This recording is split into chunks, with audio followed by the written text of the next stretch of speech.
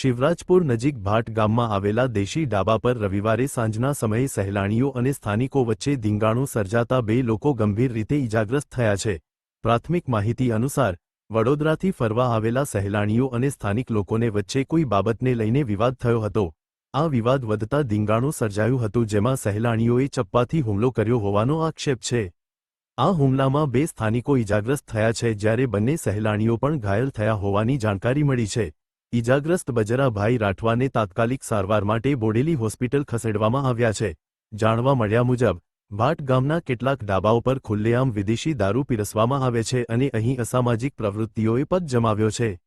અહીં ફરવા આવતા સહેલાણીઓને દારૂ મળી જતા નશામાં ધૂત હાલતમાં સ્થાનિક લોકો સાથે માથાકૂટમાં ઉતરી જતા હોય છે।